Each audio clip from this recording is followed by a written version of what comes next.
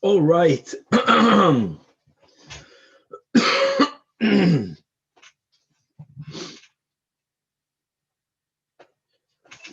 With the help of Hashem, we are learning Pesachim Daf Memtes. We're going to begin today learning this year, Tavshin Pei Alep's case, calendar.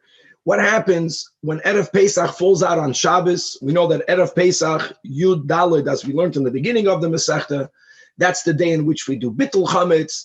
That's the day in which we do Biur Chametz. We also had a Machlokes in the beginning of the second chapter, whether Biur Chametz has to be done exclusively, which is what Shitas Rabbi Yehuda is, Ein Biur Chametz Al Sreifa.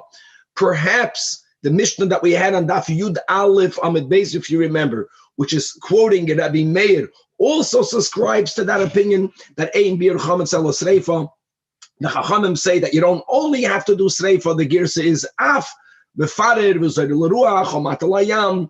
So we're going to see how that plays in this year, or any year where the 14th falls out on Shabbos. How do we get rid of the Chametz? When do we get rid of the Chametz? We're going to have over here a three-way Machlokes Tanoim.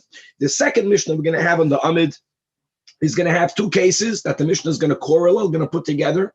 Number one, if a person went on a trip, we'll see in the Mishnah three types of trips, but while the person already left his home, they remember, I did not do bittul, nor do bedika.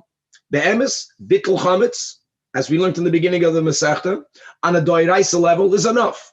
But the Chachamim also made a decree that we also have to do bedikas chametz, the person is out of their house.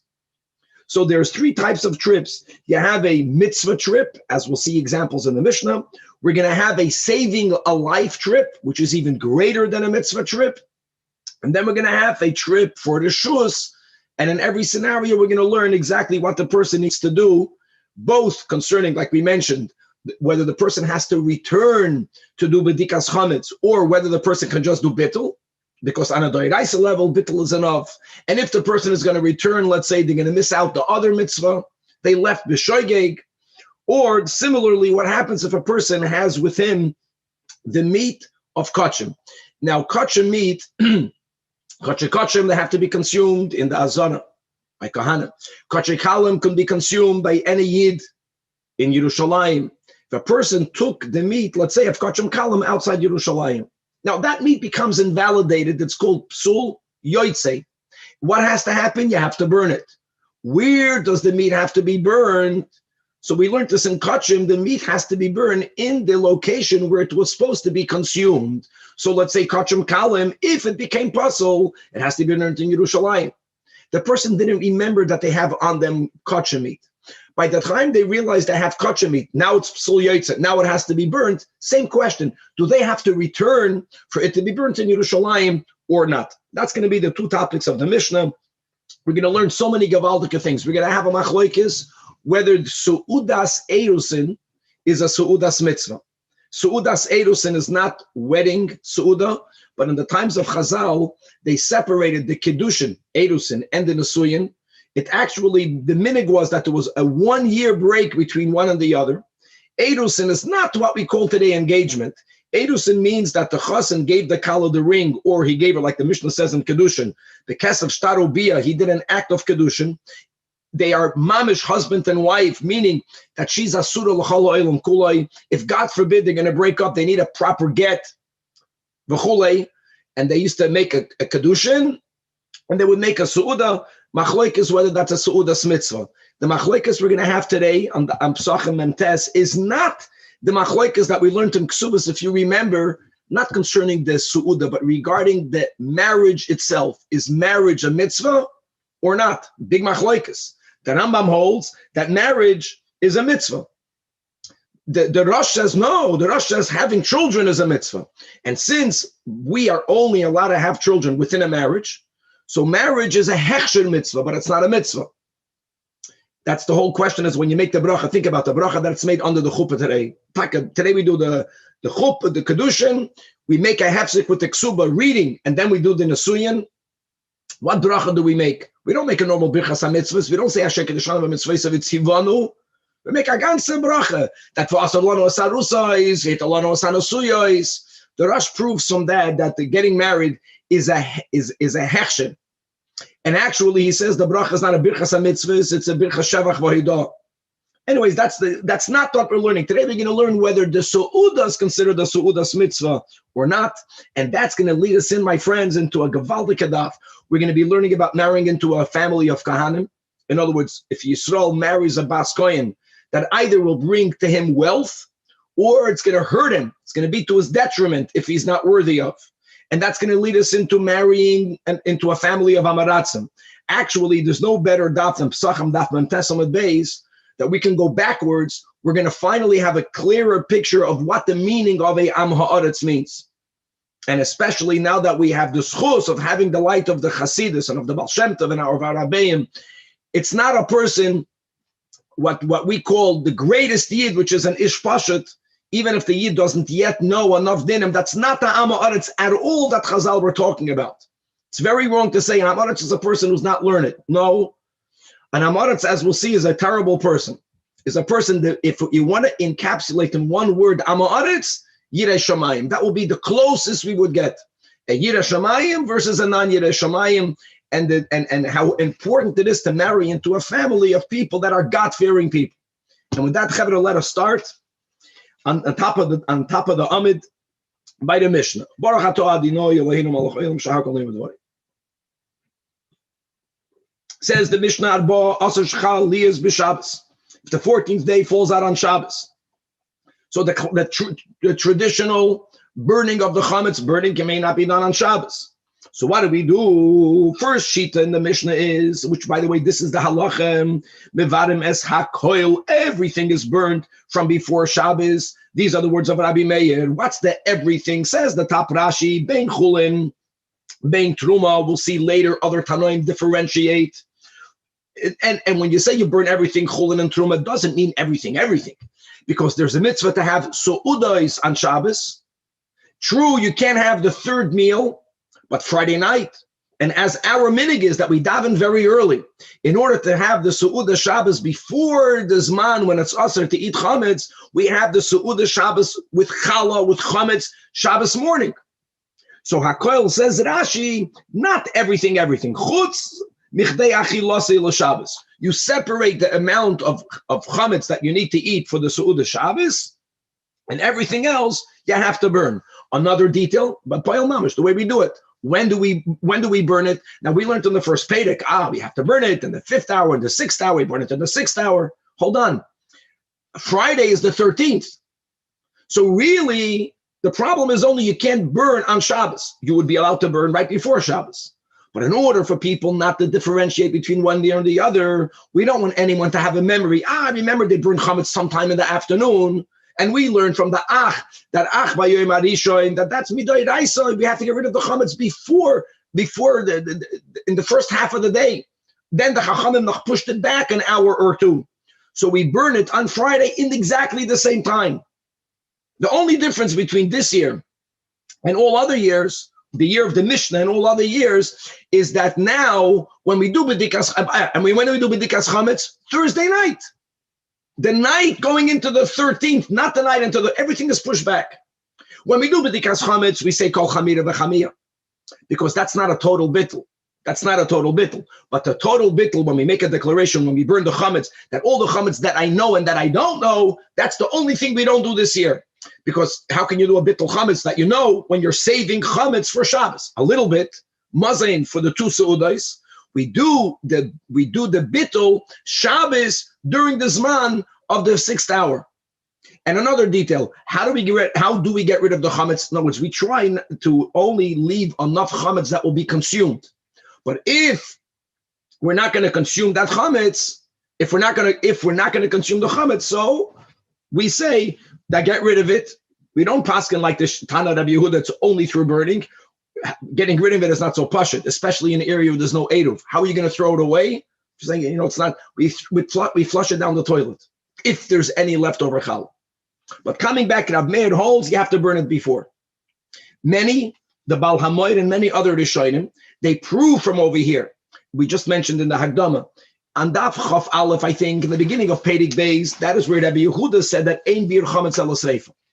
But the Rav Meir, correct, the Rav Meir on Daf Yud Aleph Amud Beis, when we're speaking about burning Chametz Tameya with the Hoira, He holds that Rav Meir also holds you have to burn the chametz. You see, because the Balamar says, if you don't say that biur chametz has to be done through burning, what's the issue? So what if it's Shabbos? Get rid of it, like we said, flush it down the toilet, throw it into the wind. Who cares? This L'chora, the Balamar says that if you hold that the main way of getting rid of it is by burning, then you got a problem. You can't make a fire on Shabbos, which is, he says, that's the underlying reason for Rabbi Meir, burn it before. The Chachamim say, like we mentioned, let's about Hamoir, the Chachamim say, and if you can get rid of chametz any way you want. So the fact that the 14th of Shabbos is a non-issue, you don't have to only leave food for 2 meals. No, like every other year. Bismanoi. When the Zman comes, when is the Zman? We can eat until the end of the 4th hour, right? Then in the 5th hour, we can have Hana'ah, and that is the hour in which we get rid of it. We burn it, midrabanan, because you might get confused with the hours, at least 1 hour. Get rid of it. You can't burn it, so what? So give it to a dog. Today, flush it down the toilet. Rabbi Eliezer Bar Tzadok differentiates between chul and truma, and he says like this: truma milifnei Shabbos. Why truma before Shabbos and taka that you burn? Says Rashi, 3rd line from the top of the Amid. She'eni yachal achila, because truma is a product in which there are less people that are allowed to partake of. You can't give it to a zar. Likewise, you can't give it to the animals of zarim, and therefore you're going to have a problem with it. So burn it before. But chulin, he holds, since chulin can be eaten by anyone, even if you think I have more than I need, I only need for 2 meals, you might have guests. Because it's easy to find customers to eat the chametz, so therefore don't burden yourself. I have to get rid of it on Friday. That you can leave, like the Chachamim, completely for Shabbos. 3-way machlokes. Says the Gemara Tanya, Rabbi Eliezer Bar Tzadok, Omer, Pamacha Shavas Abba B'Yavna, my father Tzadok, was shoyves, that means he spent Shabbos in the city of Yavna, and v'chal arba as Aliyah's b'Shabbos, and ubazoin in Memuna Shal Rab Gamliel, the Gabbai of the great Rabban, the head Gamliel of the Sanhedrin came. The Omar, listen to his nusach. This is on Shabbos. Higia eis levayres hachametz. The time came to get rid of the chametz, and v'halachti achar Abba. So I followed my father. Ubiyadnu es hachametz. Now, 1 second. Kula alma moida, just to make something clear, that in a year like this year, in the case of that we're learning right now, if a person has chametz on Shabbos, what do you think? They're not going to get rid of it? Of course they're going to get rid of it. It's chametz. It's this man to get. You can't burn it, so don't burn it. The proof that he's trying to bring is the nusach that was said. Higia eis levayir is mashma, not like Rabbi Meir, but like the Chachamim. That the normal time to be mevayer the chametz is now a Shabbos. That's how it was mashma. And there, that's the right to Rabbi Elazar ben Tzadok. Now, he was not speaking about truma. Taka by truma, he says melifnei Shabbos. But that's like his raya that chulin should be bismanan. We don't paskin like this. Again, we paskin like the first sheet in the Mishnah, like Rabbi Meir. That we do a proper burning of the chametz on Friday, like we mentioned, bisman of other years in the 5th hour. Eloma, we don't say the kol chamira v'chamia. That is something that we say Shabbos. If we have any crumbs that are left over when we get rid of it, independent of that, we have to make a declaration. The chametz that I know, chametz that I don't know is batel v'leheve ka'afra da'ara. Okay, moving on. Packed sugyas. Next Mishnah. Says the Mishnah,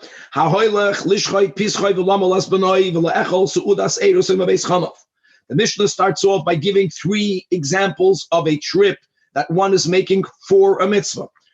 Example number 1, you're going to Yerushalayim. Example number 2 is you're going to circumcise your son. These 2 mitzvahs are so important that if a person does not do them, the chayv kadas, right? The 2 exceptions in krisus. Kadas for mitzvahs asay. On the same level, on the same chashivos, you're going to eat a su'udas eresin bebeis chamav. The bebeis chamav is just, that's the way it worked, that the meal that they served right after the halachic kedushin was done in the kala's father's home. The question here amongst the Rishonim is, are we speaking about the Hassan or are we speaking about everyone? Let's go, we're speaking about anyone going to partake of that meal. They're going to a Su'udas mitzvah. So that's a mitzvah trip. And what's the problem? And he remembers that he has chametz in his house. Now let's chazer. Really, bittul would be enough. But the Chachamim said that bittul is not enough, as we had on Daf Vav. No, you also have to do bedika. We had Daf Beis. Midrabanan, you have to do bedika. Here, will the Chachamim make an exception to their demand of also making bedikas chametz? So it depends. I know it's not convenient, but if you're able to go back home and do bedikas chametz, and then you're not going to miss the mitzvah, you're not going to miss the Pesach, you're not going to miss the Bris Milah, you're not going to miss the Su'udah Seirusin, then, yeah, Yachzer, go back, V'yavayir, go bedika means bedika, to burn it, and then you're not going to miss the mitzvah. However, the imlav, if returning to do bedika, which is a derabanan, will mean you're going to miss out on your mitzvah, then mevatle belibe, then the Chachamim allow us to fall back on the biblical obligation, and midairaisa bittul, right, is enough. So just do bittul. That's if you're going on a mitzvah trip. Now we're going to go into a unique type of mitzvah, another category. What happens if a person is going to save someone's life? Not, for sure they're going to die, but they might die. Here, even if you have enough time to go and to return to do biur, and you still probably will save someone, here we don't allow you to waste time because you're going to save a life. So if lahatzel min anachrim, you heard that goyim are attacking a yid or a community in another location, and you're going to help, or you heard that someone is perhaps drowning in a nahar, or someone is being attacked by listim, by bandits, or minad like there's a fire, or minamapoilas there is a building that collapsed, and you have to go search. So here, and you're going on that trip, here I don't care about whether you have time. Even if you can argue, no, there's enough time. I'm just a block away. Let me run back home. I'm going to get there a half an hour later. Other people are searching by the collapsed building. We do not say that. The moment you began to go, then go. Do the mitzvah of saving a life. What's about bedikah? Say that. Midai Raisa, right? Bittul is enough. Yevatel beliboy. That's case number 2. So mitzvah, saving a life. Third case, what happens? We're giving now an example of you going on a reshus trip. It's an amazing example. It, brings us back to our beautiful Masechtas Eruvin. We're speaking here about Eruvei Tchumen. We're speaking about a scenario where you are extending your Tchum Lidvar Reshus. That's important.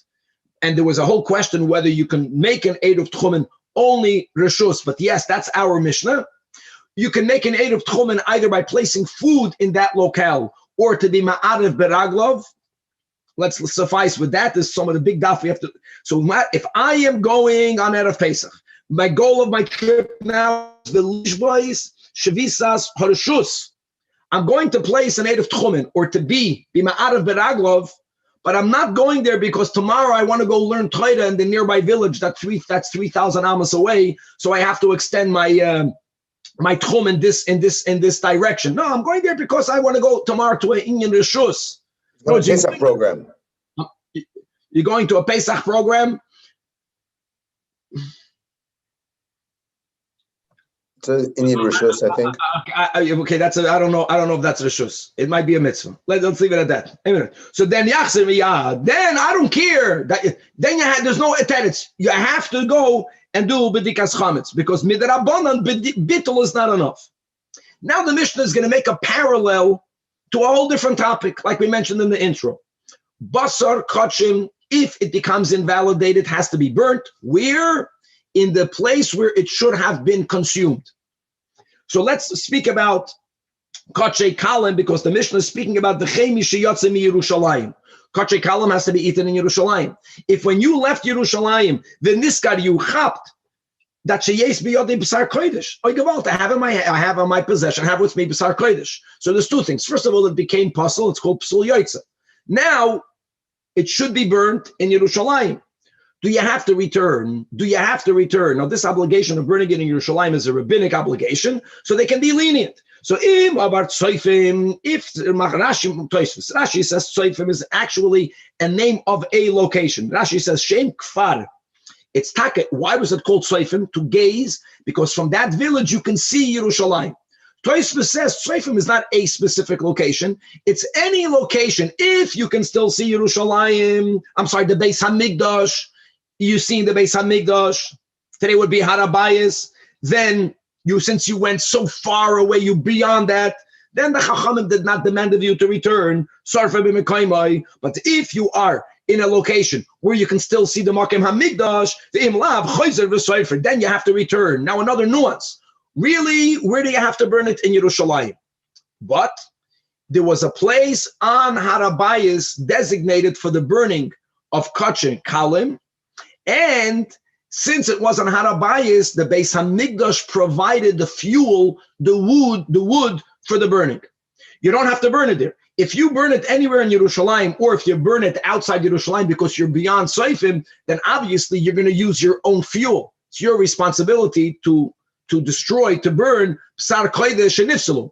So the Mishnah is saying that even though you were very far, not that you have to go Lifnei Habira. Lifnei Habira means before the palace. Lifnei Habira here is referring to Harabayis. But you could even go Lifnei Habira and get the advantage of using the Atzei HaMa'aracha, as is the rule if you burn Kachim Shenifsalu on Harabayis. And again, if you choose to say, oh, I'm so far away, okay, I get it, I have to go to Yerushalayim, but I have to not go to Harabayis. You do have that option, but then you may not use, obviously, the Atzei HaMaracha that was only providing those fires on Harabayis itself. Now, until now was, how far did you go? Now comes another question. How much do you have? Now we're speaking both about chametz and about psar kodesh and ifshalu. So here we have a machlokes. Meir says, in other words, if you have less than a kabetza, then since you already are on a trip, even if you're going to a trip of reshus, then yevatel beliboy. If you have a psar kodesh that's less than the size of a kabetza, even though you are within soifim, you can still see the makom harabai, makom hamikdash. You need not return. Yeah, you have to burn it in Yerushalayim. When you are in Yerushalayim, once you left, you're good. It's only kabetza. Rabbi Yehuda says zevazebik kazayis, more machmir, smaller shiur, and the chachamim say it depends. That psar kodesh kazayis, chametz mikabetza. Now, Bachlal, yeah, you can say that we are more machmer kachim than non-kachim. Tosfos has another insight, the second to last Tosfos, in the name of the Riva, according to Yerushalmi, that since the only way to destroy B'sar Kodesh is through burning it, so we're more machmer. But since by chametz, the end of the day is, bittul is enough, bedikan biur is taka also midai raisa, the first Rashi, you can do either or, the way we learned it on. But it's not the only way biblically. So since we see there is another way midoraisa to get rid of the chametz, that is why this sheet of the chachamim hold that by chametz we can be more lenient and only demand the inconvenience of returning if you have a kibetza or more. Okay. Let's go. Now, the third example of a mitzvah trip that the Mishnah gave, it's amazing, right? We're speaking about Pesach, Milah, and to participate in a su'udas erusin. It has to be, it's a mitzvah. It says the Gemara V'riminu, it says in a brayso, ha'hoylech lechol su'udas erusin lebeis chamav, or v'lish by shvisas harashus, or if you are working either to be ma'arav b'raglov or to place an eruv with food, but you're going to place an eruv for a reshus reason, those two go together, then yachser miyad. Clearly, the Brayso holds that participating in a su'udas erusin is considered ereshus. So answers the Gemara, Amar Rabbi Yechanan like Kasha. Indeed, machlokes Tanoi, the Brayso follows the sheet of Rabbi Yehuda, and our Mishnah follows Rabbi Yosi de Tanya. Su'udas erusin reshus divrei Rabbi Yehuda. Rabbi Yosi oimer mitzvah. So that's approach number one. And again, quickly, Chavre, it's amazing that this is somehow related to, but it's not the machlokes that we have in Ksubas, which is important to remember. There's so many nafkaminas lahalacha. Rambam Rosh, that's the big machlokes. Rambam holds marriage is a mitzvah. Rosh holds marriage is a hechsher mitzvah. Here we're speaking about the su'uda. In the su'uda, the yavayk you have a machlokes tanoi. Now says the Gemara Bahashtu Domar Rab Chizda.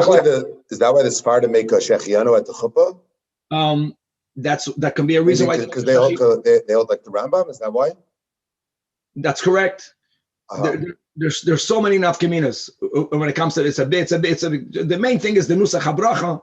Like, why don't we make, that's the big question, why don't we make a bracha to get married? And that's the proof that the Rosh makes that it's only a Hechsher mitzvah. Okay, right. Another detail. Amazing. This is all before the Nesuyin. They did, the Chassan gave the Kala, let's say the minig is to give a ring, in front of 2 Eidei Kiyum. And then throughout the months of engagement, at certain points, the Chassan would send the Kala gifts. And then when the Kala received the gifts, she would make another Su'udah. So there were more than one Su'udah. So now that Rabbi Chizda said that they only argue regarding whether the second Su'udah is mitzvah or not. But the Su'udah Rishayna, Divrei Hakol mitzvah, I can tell you, Afilu Tema, both the Mishnah and the Braisa follows Rabbi Yehuda V'loi Kashem. Our Mishnah that's saying that it is a Su'udas mitzvah, that's the Su'udah Rishayna, the Su'udah that's made after the man is Mekadesh his Kala. The Braisa that calls it a Shuz, that's speaking about Su'udah Shniyah. Stack of lesser significance. They're already engaged. It's Tamatz Su'udah because she received this Evloinus. At Tanya, we learned Amar Rabbi Yehuda that Ani Loi Shamati, I didn't hear regarding whether the Su'udah is a mitzvah or not. Elo Su'udas Erusin, in the first wide line, Abo Loi Siv Loinois, but the meal that they make when she receives the gifts, he never heard, he doesn't consider that a mitzvah. Amaloi Rabbi Yosi, no, Ani Shamati, Su'udas Erusin Visiv Loinois. Very good. Second line, Tanya Rabbi Shimon Oimer. Here we start. Kol su'udah she'einu shel mitzvah. B'chlal, if the su'udah is not a su'udas mitzvah, ein Talmud Chacham reshoy leihanois mimenu. A Talmud Chacham should not take benefit from it. It doesn't mean you shouldn't go there. It means it's unbefitting for you to sit down and to eat with everyone. Kigoyin mai. What would be a su'udah that's not called shel mitzvah? So you would think, well, what's the question? Any gathering that's not shel mitzvah. There are certain weddings that are also not Su'udas mitzvah. Amar Rabbi Yechanan Kegoin, if a Yisrael marries a Bas Kohen, Rabbi Yechanan felt that a Bas Kohen should not debase herself by marrying out of the tribe of Kahanim. So that in itself is not a good marriage. So even if you go there, don't have Hana from that Su'udah. Or similarly, if a Bas Talmud Chacham is marrying a chassan who is, God forbid, a Yama'aretz, a non-God-fearing person. Bas Kohen Yisrael, ein zivugan oilo yafa. It will not be a blessed wedding. It will not be a blessed union. And what does it mean? Not blessed. It's terrible, according to Rabbi Yechanan.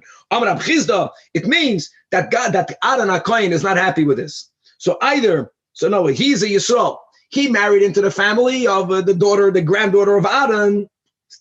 Either she'll become an almana, he'll be taken away, or God forbid, there's going to be a divorce, or there won't be any descendants. Furthermore, b'masnisa ton and abraisi we learned either koivra, the husband will bury her, or koivartoi, she will bury him, or miviasoi l'deyanius, she will bring him to become poor. I frag the Gemara, how can you say that? And you're telling me Rabbi Yechanan. Rabbi Yechanan said that if you want to become wealthy, so yidbak b'zarei shel Aaron, marry a Bas Kohen, because then kol shchein that Torah and Kahuna ma'asharton. B'chal, when it comes to Torah, what do we say? We say that oirechem b'mino b'smoila oisher v'chavit. So for Yid is Torah. And on top of that, he marries a Bas Kohen. Now, how do the Kahanim have shaykhs to wealth? It's beikers through the Ketairas, and not only the one who was Zajac to bring the Ketairas, but the blessing of wealth of the Ketairas spreads throughout all of the Kahanim. So for Kert, he's saying if you want to become wealthy, not like they say you marry rich. No, you have to marry rich. As long as she's a Bas Kohen, you'll become wealthy. So the Gemara says, Leikasha, this is the difference. That if the man, the chassan, the husband, is a Talmud Chacham, then Aaron is very happy that a Talmud Chacham, which means primarily a God-fearing Yid, is marrying into a family of Kahanim. And then the wealth that is bestowed upon the Kahanim will be spread to him as well. When do we have the first statement of Rabbi Yechanan and the Braisa, strong statements? That's Ba'am Ha'aretz. Like Rashi says, that since he's an Am Ha'aretz and he's not a Kohen, not Gezha, not Yichus, and not God-fearing, then Genayu Loili Aaron. Aaron is very unhappy with that, And Nashim, says Rashi, and there's a punishment to be held. And that's going to stories, into history. Rabbi Yeshua, who was not a Kohen, he Nasif Kahanta, he married a Bas Kohen, and you know what happened? Chalash, he became ill. And he understood, and he said that Aaron does not like that I married into his family. Imagine, Rabbi Yeshua. Aaron doesn't like the heavy like chasna, that I became his son-in-law. So I married his granddaughter, his great-granddaughter, and that's why I became ill. He doesn't want a son-in-law like me. Now, hold on, Rabbi Yeshua was a Talmud Chacham, but he took it until the extreme. Nothing, he didn't die, but there was something that he attributed to the fact that he married into kahuna when he was perhaps not worthy. However, that was only Rabbi Yeshua. But now you have Rav Idi Bar Avin, who did marry a kahanta. You know what happened? Nothing bad happened. That nafkuminei, that marriage produced the greatest children. Today, B'nai Simichi, 2 children that got smicha, the real smicha. And who are they? Rab Sheshes Berei de Ravidi and Rabbi Yeshua Berei de Ravidi.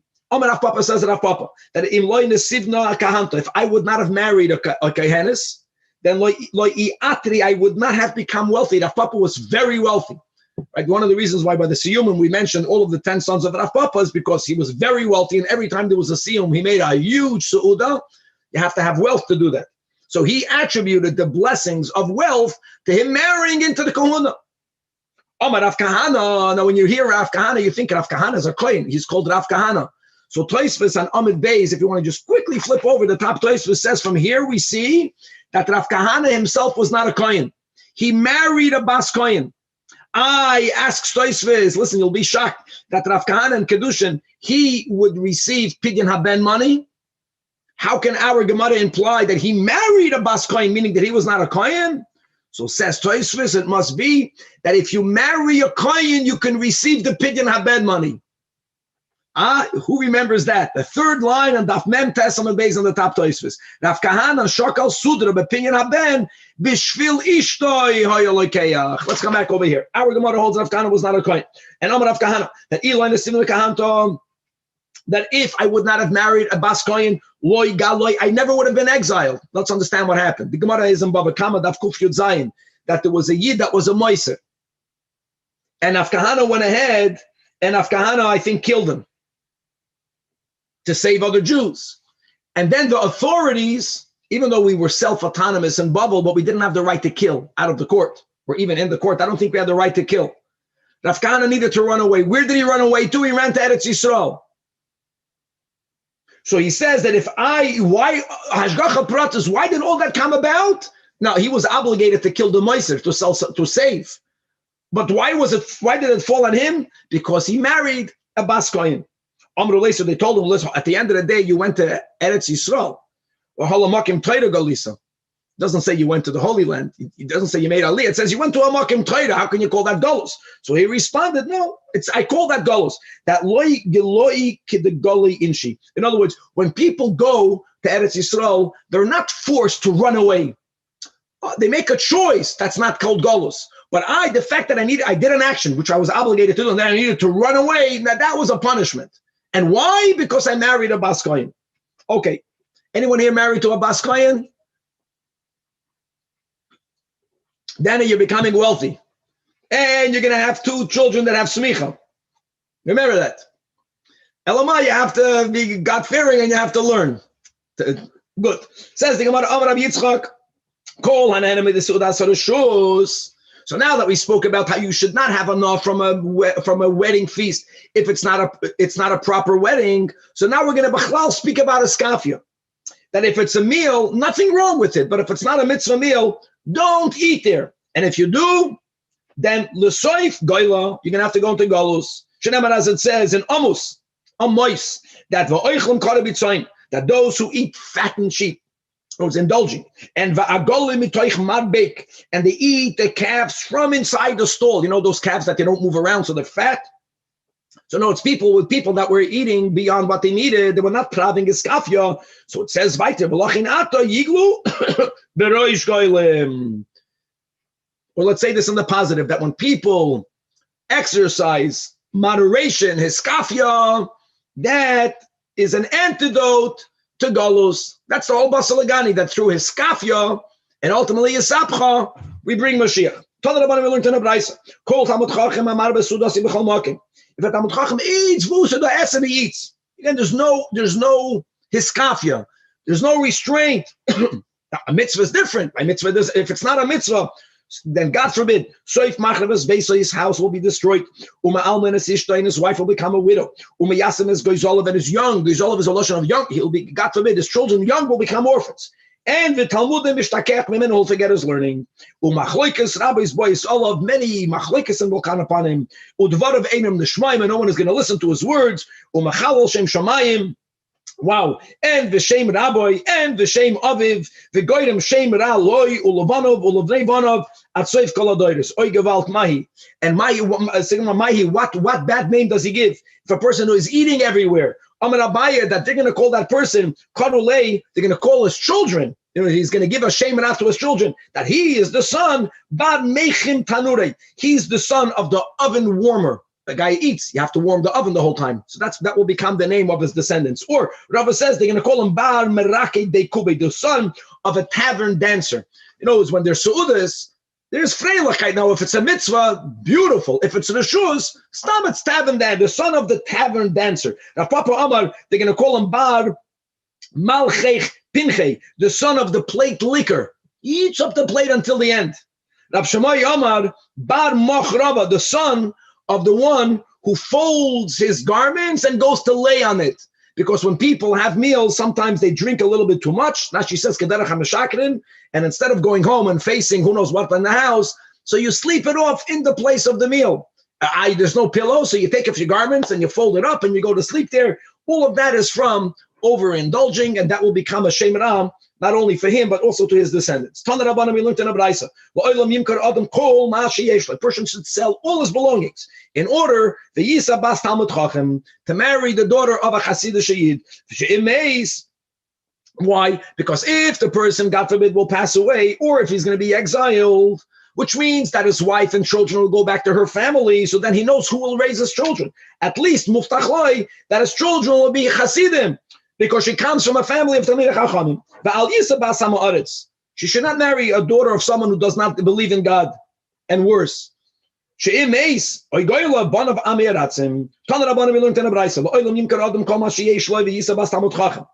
only that, but if you have a daughter, make sure your daughter marries a God-fearing person, a Talmud Chacham. Because when that happens, this is the famous niggin, we say, Mashal India Geffen, the India Geffen. And when you put together different types of grapevines, so if it's two grapevines of good quality, people say, wow, this is amazing. Don't marry you, or don't marry your son to a Bas Ha'Ma'aretz, because then Mashal India Geffen, the India Sneh, then you're mixing Geffen, you're the Dubestach, the Greise Geffen. The Mechutin is the Sneh. It's not nice. Then you're mixing the vine with a thorn bush, which is davar ka'oid. It's something that's not nice, it's ugly, and the Einoi Miskabel, and it's not acceptable. Daf Memtes, Amid Beis by the two dots. And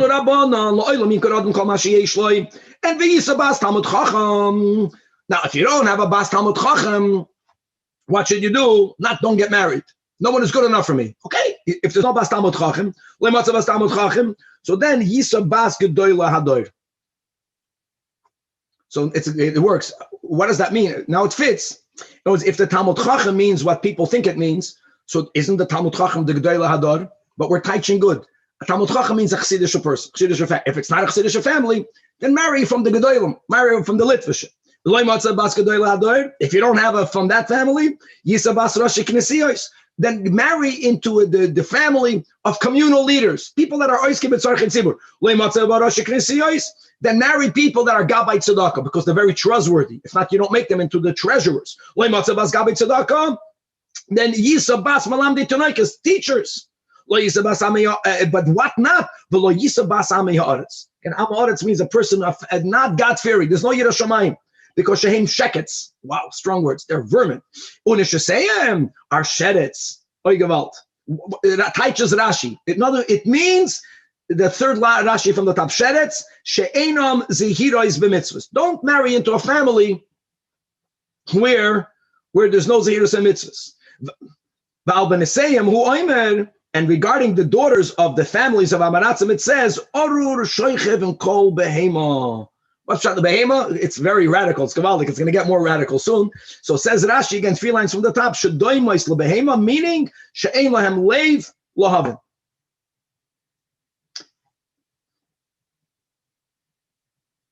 Share this. I'm hesitating. I'll share the story. Mendel Chaim, the great Mendel Chaim, who was Mama Kadosh, Rab Chaim wanted Rab Mendel Chaim as a son-in-law. Can you imagine? And they met in one of those conferences of Rabbanim when there were decrees from the Tsarist government against the Jewish communities. And the minig there is that if you wanted to marry into a family, the way it worked is that the sister or the mother of the chassan would live in the family of the Kala. So Rab Mendel Chaim's sister lived in the house of Rab Chaim Brisk.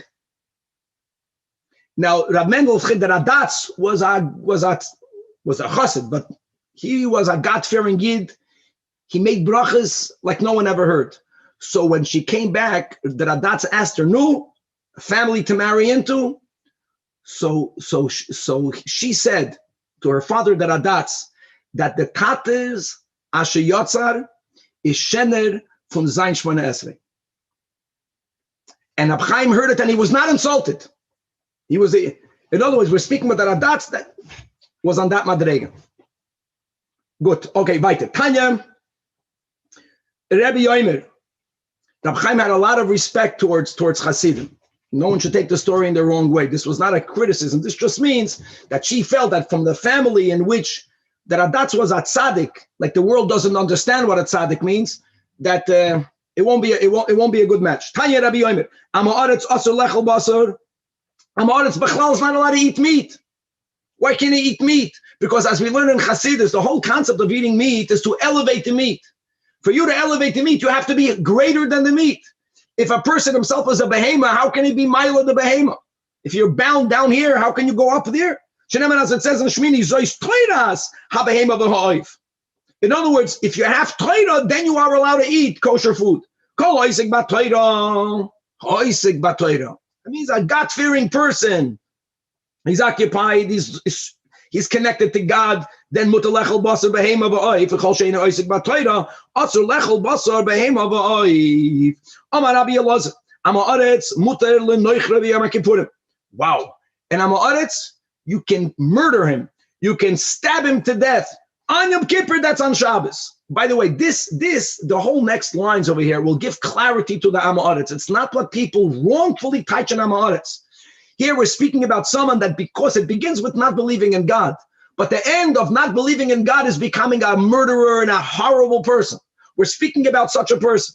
So if in front of you you have this Amaretz, you have a person who's a danger, he's a bandit, then you have to protect the community from him and don't hesitate to kill him, even on Shabbos, on Yom Kippur. The Marsha says, well, obviously, if he's a person that is about to kill someone else, pshita, you have to kill a moiser. So he teaches the whole Gemara, and not to be taken literally, but a shaman. In other words, there are certain people that you give them criticism, constructive criticism, to turn them around. This is a person who's a lost case. So you basically, and you have to completely destroy him. I'm going to like Talmida, but Rabbi, why do you have to say the words to be noicher? Noicher means to kill him by stabbing. Why don't at least you use the words to shecht him? And that's the whole point of the Marsha. Shechita means ein v'shachat elo mashach, the way the Rebbe says, elevate him. I'm going to let him know. He says that this is a person that cannot be, is beyond help. Zeh to'on bracha v'zeh einoi to'on bracha. In other words, the challenge that we have, the mission that we have is that secularism, which is the beginning with the denial of God, is the beginning of the end. We have to understand it. Right. Never travel with a person who doesn't believe in God. Don't go with him, because he'll have an opportunity. He might become a murderer. As it says at the last pasuk in Etzavim, Kihi Torah, God, Ruchnius, holiness, that's your life, and v'oirich yomecha. So a person who disconnects himself from the source of life means he doesn't care about life. So al chayev lechas, if he doesn't care about his own life, al chayev chaveirav lekolchchen, he's a reckless person. He might kill you. Don't travel with him. Amar Rabbi Shmuel bar Nachmani, Amar Rabbi Yechanan, Amaretz muter lekoyre kedog. You can rip him up like a fish. The way the Marsha says, that's more than being noicher him. Amar Rabbi Shmuel bar Tzaddik, and you can even kill him by ripping him up by a fish, going in through his back. There's all different types of levels of people that there is the exceptional scenario where there's someone who's so far out there that the goal is not to bring them in, but the goal is to completely destroy them. We don't have in our generation such people at all. We are all in gullus for too long, and therefore we are tinaikim shenishbu, and ein lanu ela divrei ben Amram, that our mission with every yid is to be mekad of them. But there's a concept of, of a Rosh Gamur, which is what we're learning about. Tanya Amar Rabbi Akiva. Kishaisi Yama Aretz, Rabbi Akiva grew up in an environment where there was nothing. So before he was 40, if you would give me a Talmud Chacham, I would bite him like a donkey. And as we learned over there, that because of the dinim of Tuman Tara, he didn't understand that. So a person who was observant never had contact with a person who was not observant, who doesn't know the dinim, because he did not want to become tamei. So it looked in the eyes of people that were not knowledgeable yet, that those who were frum, those who were God-fearing, they're like snobs. They don't interact with anyone. And he was very upset about it.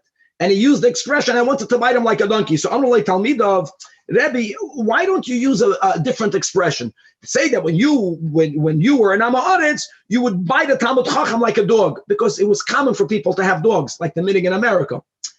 Donkeys were less usual. Donkeys don't bite as usual as. Amalahem, he says, no, I meant dafka donkey, because that donkey is noishech v'shoiver esoetzem. There was a greater animosity between Amaratzim and Talmidei Chachamim. I wanted to bite them and to break their bones like a donkey does. But a dog is taka biter, but the ain't a shoiver etzem. Tanya Amar Hoyer Rabbi Meir Oimer, Kol Hamasi Bitel Amaretz. If you marry your daughter to Amaretz, it's keilu kaifasu manicha lefnei ari. It's like you're tying up your daughter and you're putting her in front of a lion. God forbid. A lion doesn't first kill the prey nicely and then it cooks the meal. The lion eats the victim alive. He beats his wife and he's boil his wife. And as Tosfos says that we're not allowed to have a relation if the woman was first not appeased. It's having a relation against the woman's will is completely asur. Who teaches that? Even the world that's now advocating, where did they get this from? From the Torah. When people did not accept the Torah, they had no such value. She's my wife. So if you want to make sure that your daughter is treated properly, make sure that you marry her off to a person who's God-fearing. We're not saying, God forbid, not learn it. Chas v'sholom. We're saying that more important than learning is believing in God. And if, God forbid, there is a yid that's learning, but he doesn't think about God, that's not a Talmud Chacham at all. That if we were not needed by Amaratzim, why do they need us? For business, all of this, what we're saying now, just clarifies what is an Amaretz. It's a type of person that they would mamash kill us. The only reason why they don't is because we're for their advantage, because they have with whom to do business. If you learn Torah in front of an Amaretz, he feels very boxing. It's like you having a relation with his betrothed Kala in front of him, because the Amaretz is a Yid. So deep down, he knows that it's also his. Elamai, he's not connected to it. So it provokes him. As it says, Torah tziva lanu Moshe. And what is the Torah? It's our heritage. That's the pshat, Moirasha. And Chazal say, Al tikra Moirasha ela mi'urasa. It's our betrothed Kala, betrothed not to the Talmud Chacham. To the Talmud Chacham, we're married. We're married to the Torah. But to a Yid is a Yid. If God forbid the Yid temporarily is an Amaretz, so it's only betrothed. But and then you're learning the Torah. It's gonna provoke him. Gedola Sina Shesainim Amaretz al Talmud Chacham. Greater is the animosity that Amaretz feels towards the Talmud Chacham, even more than the animosity that is experienced by Oivdei Kechavim, by anti-Semites as Yisrael. And Unishayim, the wives of Amaratzim, hate us the most. Right. Tani, we learned in a Braisa that in Amaratzim, Shana Upiresh, if someone was born in a Fruma home, in a God-fearing home, and this is very rare, but if, God forbid, that person is going to leave Yiddishkeit, that person will have the greatest animosity towards Fruma people. Upedish yoiser mikulam. Oigevalt. Tanach Rabbanim we learned. If you want to further understand what's the Amaretz, so again, from here you'll understand. Here we're going to define the Amaretz. Number one, ein moister lahem edus. Says Rashi, you never invite them for them to be witnesses because they're not trustworthy people. If someone is trustworthy, he's not an Amaretz. Just understand, Amaretz is he's not trustworthy. And not only you, number two, even if he comes on his own to testify, ve'ein mekabel mimeno edus. Number three, ve'ein megalel lahem soid, because they gossip. They gossip. Number four, never appoint them to be administrators on the estate of orphans because they're not trustworthy. Even though we have to be most careful when it comes to the monies of young orphans, but the same thing when it comes to communal funds. Never go on a trip with them. These are a person who's suspect to be a murderer. That if you lost something, you don't even have to return it. As Tosfos, if you find a lost article, you don't know who the owner is. How do you know it's from an Amaretz? Says Tosfos, no, we're speaking about a case that you see a group of Amaretzim and something falls out from one of them. You know for sure it came from one in the group. Here, you don't even have to return it. By the way, which means you're not allowed to steal from them. Just stay away from them. And once you found something, you don't have to return it. The Tanach, who doesn't say the v'yeshoimrim, which means you do have to announce and try to return a lost article, even from an Amaretz. Why? Why do you have to do it? Because because even though he's an Amaretz, but maybe he's going to have a gewaldige child, and the child will actually benefit from the possessions of the father of the Amaretz, as it says in a pasuk in Iyuv, that Yachin, that the wicked people prepare a lot. But God makes it that the tzaddik yilbash, it ultimately falls in the hands of the tzaddik. Okay, atkan. Now, coming back to the Mishnah, let's chaparayim. The Mishnah said that the same thing is if someone left Yerushalayim with Basar Kachim, and ideally they have to return and burn it in Yerushalayim. But if they left beyond a certain point, they don't have to return. And the Mishnah then, right, we spoke about Pesach and then Kachim. Lamemra, and how much? We had a machlokes. So, strek the Gemara Lamemra that Rav Meir is the one that holds Kebetza is chashiv. Rabbi was the lenient one. And Rabbi Yehuda says kazayis, which is what he says. Even a kazayis, you have to return v'nemino. Guys, we learned this together in brachos. Question is, how much food do you have to eat that obliges you to bench? Same thing. How much food obliges you to join a zimun? It's all the same pot. Whereas if I'm a choiv to bench and I'm eating with more, 2 people or more, then I'm obligated to bench with them. And we had a machlokes Rav Meir and Rabbi Yehuda. At kamna mizamnin. So the Tanach says, and this is a Mishnah, and Stam Mishnah Rav Meir. Oh, at kezayis, fakert Rav Meir is machshav kezayis. Rabbi Yehuda says at kebeitza. Stira with our Mishnah. Amar Rabbi Yechanan muchlefas ashita. Muchlefas ashita, guys. We learned this in brachas. Over there in brachas, it's inverted. So it aligns. The Mishnah here is correct. The big. We try not to say it unless Rabbi Yechanan had such a tradition. Abaya says lo'elam le'tepach. Over here, over there, it's different rules. Over there, meaning in brachas, the shiurim is based on psukim. And therefore, once you have psukim, you can come to one conclusion. Over here in Pesachim, it's based on the svara. The svara pligi, as the Gemara explains. Over there, Bekroi pligi, Rav Meir holds. What's the source of benching? It says, v'yochalta v'savato berachta. So he teaches, ochalta means eating. Savata means drinking. In other words, the obligation to bench is not to be satiated. It's to eat. And there's a rule that achila bekazayis. Why? That's why Rav Meir says eating a kazayis is machayev you to bench. Rabbi Yehuda holds biblically. Rabbi Yehuda holds no. The achalta v'savata, both achalta and v'savata refers to you eating. When do you have to bench? Biblically, only if you eat enough when you feel satiated, when you're satisfied. And how much do you have to eat? You have to eat a kibetza.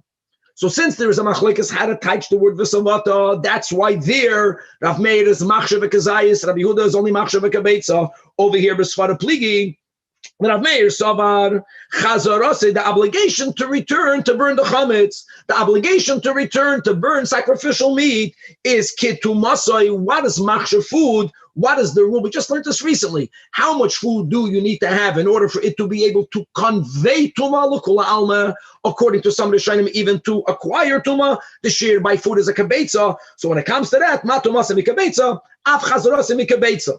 Shitas Rabbi Meir, Rabbi Yehuda savar chazarasai dafnun ki isurai. What is the amount in which we are violating eating? Now, Rabbi Yechanan holds chatzi shiur aser min haTorah, but for Einshin. So we know Ma'isur B'Kazayis, Av Chazarase B'Kazayis. And now the Gemara is going to introduce a third opinion. So in the Mishnah we had Rav Meir and Rabbi Yehuda, Kazayis Kebetza. Now we have Tanya Rav Nason Omer, that Zeh v'Zeh, Sai to return to do Bedika and Beer. Sai to return to burn the chametz, to burn the sacrificial meat in Yerushalayim is not a Kazayis, not even a Kebetza. He's more lenient. It's Kishnei Beitzim. Wow. And on that, V'loi hoidu loi chachamim, God willing, to be continued. Great job. Thank you. Thank you. Make the Tanoim look nothing. Rip him up like Rabbi. Stab him in the back. It's a freilach. Lay him open like a fish. I remember that one from last time. Amazing.